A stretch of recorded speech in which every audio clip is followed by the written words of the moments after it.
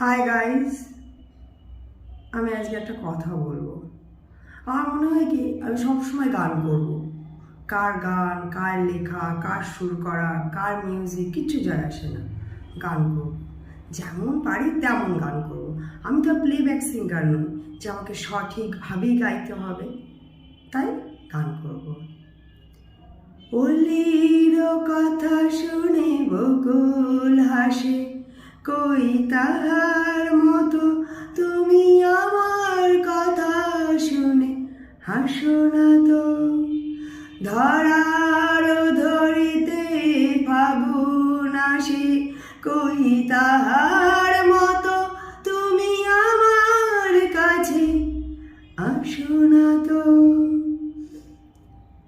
বলো ঠিক কিনা, আমি ঠিক বললাম কিনা? আমি তো আর প্লেব্যাক সিঙ্গার নই যে গান গাইতে হলে সব কিছু জেনেই গাইতে হবে। শুনলে শোনো, না শুনলে আমি শুনবো। আমার গান আমি শুনবো, ভালো লাগবে।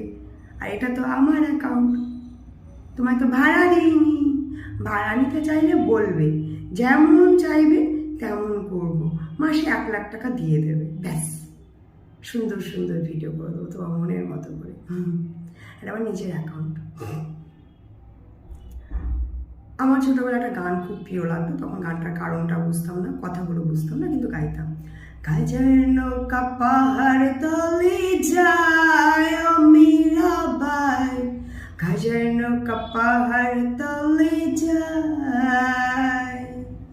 খাবার না আর গাজা আমি, যদি পাশে থাকো তুমি।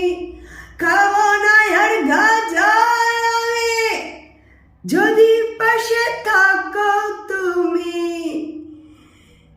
ফেন্সি খেলে ডস্টি খেয়া যায় ও মীরাবাই, গাজার নৌকা পাহাড় তলে যায়। পাহাড়তলি যায়, জানি না যায় কিনা, তবে এখন এগুলোর কারণটা জানি। হয়তো বা যায়, একদিন ট্রাই করে দেখতে হবে যায় কি যায় না। পাহাড়তলিটা কি দেখতে হবে। তুমি তামাক ধরো তামাক ছাড়ো, আগুন